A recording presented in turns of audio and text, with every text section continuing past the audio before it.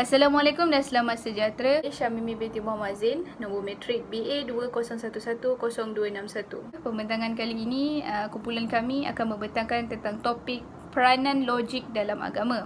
Okey, pengenalan dia, logik berasal daripada perkataan Latin iaitu logos yang berbawa maksud ucapan perkataan. Istilah ini juga dapat dikaitkan dengan perkataan mantik yang berasal daripada bahasa Arab yang bermaksud aturan berfikir benar. Oleh itu, fokus ilmu ini ialah menjelaskan kaedah dan prinsip yang perlu dipatuhi untuk membezakan antara penghujahan yang tepat dan benar dengan penghujahan yang tidak tepat dan tidak benar. Selamat sejahtera, nama saya Elimelek Aurora Agustin, nomor matriks BE 20110269. Saya akan membentangkan berkaitan dengan peranan ilmu logik dalam agama, yaitu penggunaan dan penerapan ilmu logik atau akal dalam Islam. Seterusnya kita masuk pada bahagian pengenalan. Ilmu mantik atau ilmu logik ini membawa maksud sebab atau pemikiran yang lebih rasional. Dalam bahasa Arab pula, perkataan mantik bererti pertuturan atau percakapan. Ilmu logik atau lebih dikenali sebagai ilmu mantik dalam aspek agama, terutamanya dalam pengajian agama Islam. Ilmu logik juga merupakan suatu perkara yang berkaitan dengan kaedah-kaedah yang menjelaskan tentang pengetahuan seseorang sama ada pemikirannya benar atau salah berdasarkan definisi dan hujah terhadap al-tasdiqat. Seterusnya, peranan ilmu logik dalam agama, khususnya agama Islam adalah ilmu logik merupakan suatu kaedah yang digunakan oleh Islam dalam pendalilan akidah Islam. Ilmu mantik atau ilmu logik ini merupakan suatu metodologi dalam pendalilan akidah yang melibatkan dalil akli. Dalil akli ini bermaksud suatu keterangan yang bersandarkan pada akal atau erti kata lain bersandarkan pada akal fikiran manusia. Dalil ini juga telah disepakati oleh sarjana Islam mengikut logik akal. Dinyatakan juga bahwa akal adalah sumber utama dalam pendalilan akidah. Selain itu, peranan ilmu logik dalam Islam ialah untuk membentuk metode penting. Ilmu logik digunakan untuk membentuk suatu metode yang terpenting dalam agama Islam, yaitu antaranya seperti metode al-qiyas. Metode al-qiyas merupakan salah satu dalil atau prinsip metodologi yang digunakan dalam kajian. Metode ini juga membantu umat Islam dalam menguatkan hujah-hujah wahyu. Sehubungan dengan ini, dapat dilihat bahwa ilmu mantik atau ilmu logik amat berperanan penting dalam agama, terutamanya dalam agama Islam. Tambahan pula, ilmu logik ini juga dapat membantu melindungi dan mempertahankan akidah agama Islam. Sekian pembentangan daripada saya. Sekian, terima kasih. Salam sejahtera, saya Najia Asun akan membentangkan bahagian saya, yaitu akal memainkan peranan penting dalam membina kekuatan diri. Islam menggalakkan penggunaan akal, namun bukan akal secara mutlak dan bersendirian, sebaliknya akan yang dipandu dengan panduan agama dari syariat. Mereka yang kuat akalnya itulah yang dekat dengan ketuhanan. Orang yang kuat akal akan menjadi orang yang mampu mengawal emosinya. Orang yang serius dalam menggunakan akalnya itu akan menghampiri kebenaran. Penggunaan akal tidak boleh dipisahkan daripada agama, tetapi akal perlu bergerak seiring agama. Akal itu ialah apabila ilmu daruri atau ilmu yang pasti datang pada diri seseorang. Kemampuan akal mereka untuk memilih baik dan buruk, benar dan salah.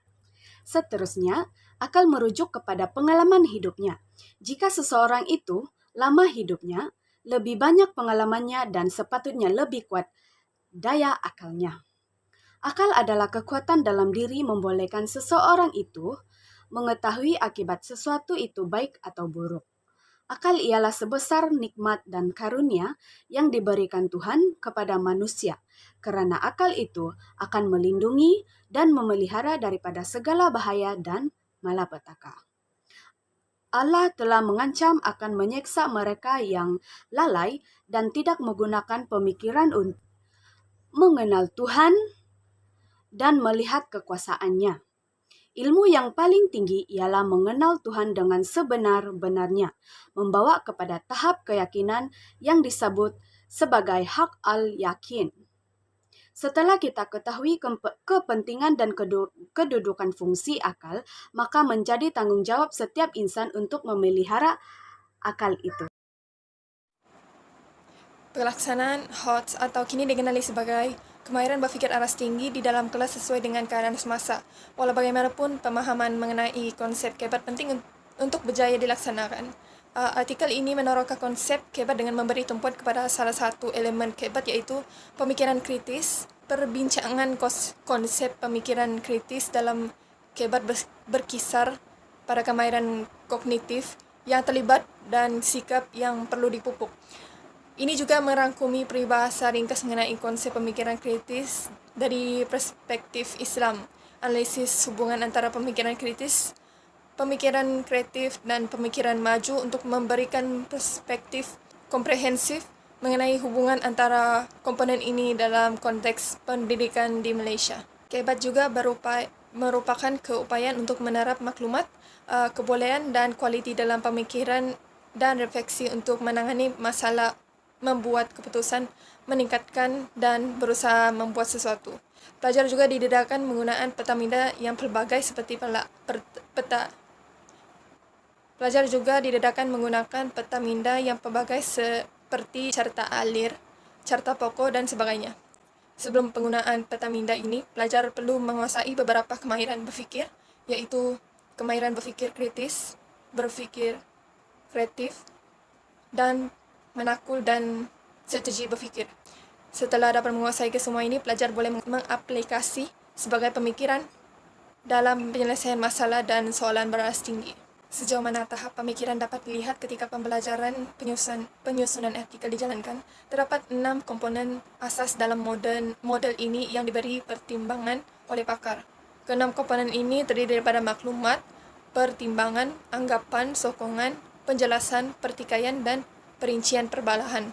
Pemeriksaan ini juga berpusat pada bagaimana ahli kajian menjalankan penggunaan kebat dalam pembelajaran menyusun eksposisi fakta dan berupa menjadi titik fokus utama pemeriksaan dan memeriksa pemanfaatan dan waktu penggunaan penyelidikan penilaian untuk mengukur maklumat intelektual.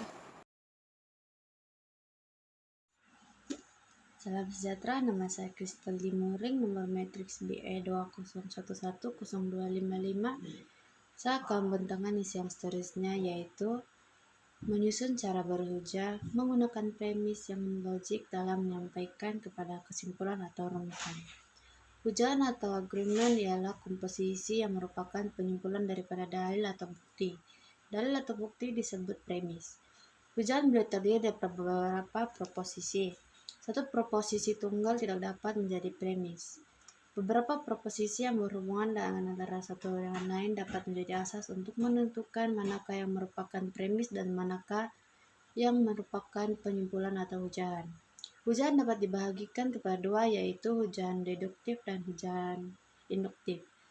Falsafah berarti hujahan palsu yang digunakan untuk mengelirukan atau mempengaruhi orang yang percayanya sebagai benar atau sah. Logik amat penting dalam membentuk hujahan dan pernyataan pendapat yang sah dan benar.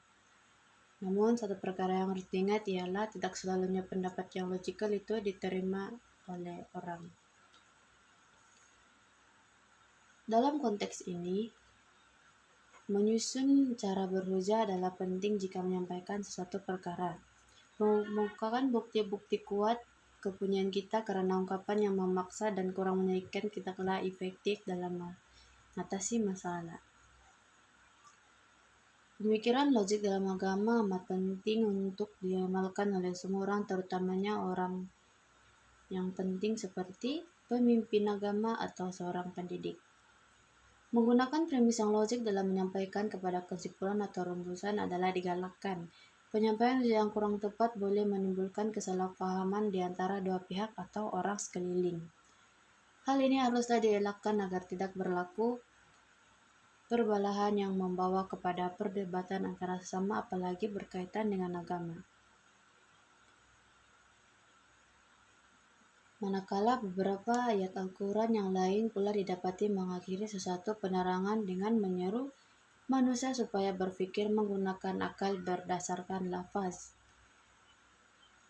Hal ini menunjukkan bahwa Allah mengiktirafkan kedudukan dan peran akal sebagai salah satu keranap terpenting dalam memandu kehidupan manusia menjadi lebih sempurna. Sekian, terima kasih. Selamat sejahtera, nama saya Mazumi Syaris bin Mailik, nomor metrik saya 20110265. Saya akan membentangkan peranan logik dalam agama. Isi yang saya akan bentangkan adalah logik dapat mengesahkan kebenaran ayat-ayat dalam kitab agama, terutamanya perkara yang berkaitan dengan unsur sejarah. Logik dapat menjelaskan dengan terperinci perkara atau peristiwa yang ingin disampaikan oleh agama. Hal ini demikian karena agama tidak menceritakan secara terperinci perkara-perkara atau tempat yang diceritakan.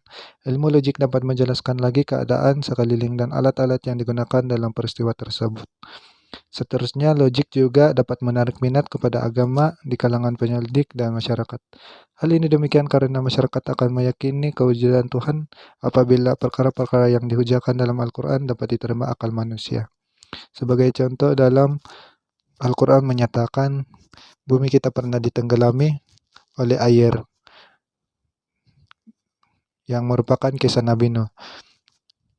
Hal ini disokong oleh ilmu logik setelah dilakukan kajian saintifik membuktikan bumi ini pernah ditenggelami oleh air sekitar 90%, di mana tempat-tempat yang kering seperti gurun Sahara ditemukan tulang-tulang kehidupan lautan.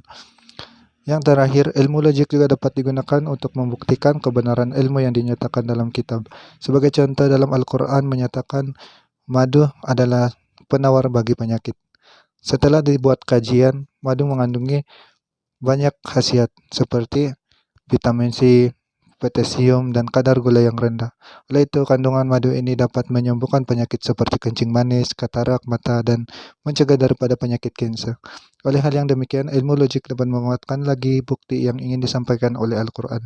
Kesannya, walaupun beberapa ayat dalam Al-Quran tidak dapat dijelaskan dengan ilmu logik seperti kewujudan surga dan neraka, namun beberapa perkara yang dapat dibuktikan dengan ilmu logik dapat membantu agama untuk meyakini penganut agama tersebut. Sekian, terima kasih.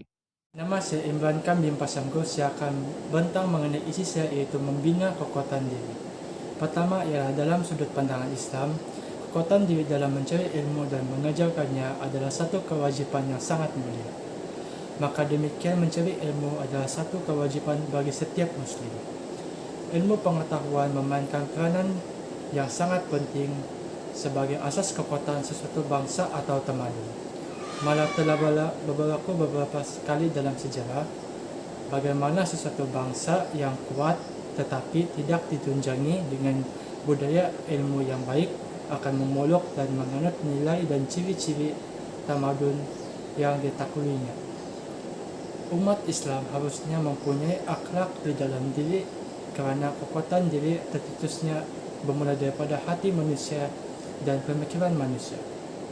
Membina kekuatan diri yang berpaksikan kepada kekuatan akidah dan keutuhan iman adalah satu tanggungjawab setiap orang Muslim. Apabila hati telah mempunyai ikhlas dalam memahami sesuatu benda dengan baik, maka otak pemikiran manusia akan mempengaruhinya.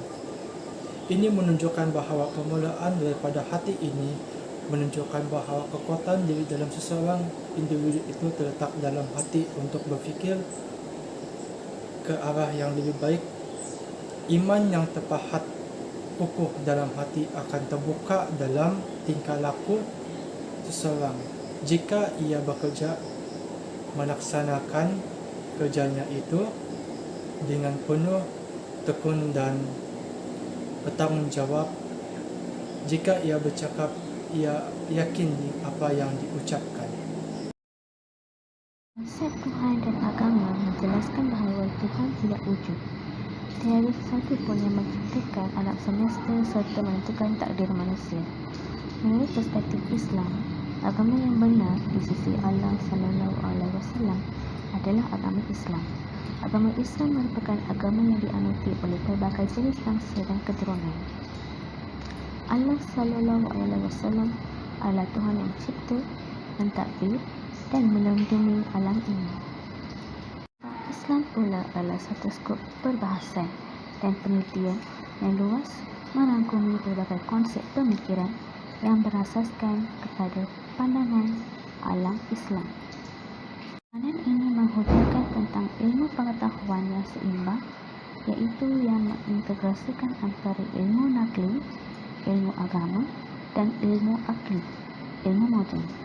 Kegagalan seseorang untuk mengakui kepentingan dan kaitan antara elemen ilmu, akal dan agama akan membawa kepada penyelewengan dalam tingkah laku dan amalan serta kegagalan memahami peranannya yang sebenar terhadap agama, bangsa dan negara. Penggunaan akal tidak boleh dipisahkan daripada agama, tetapi akal perlu bergerak seiring agama.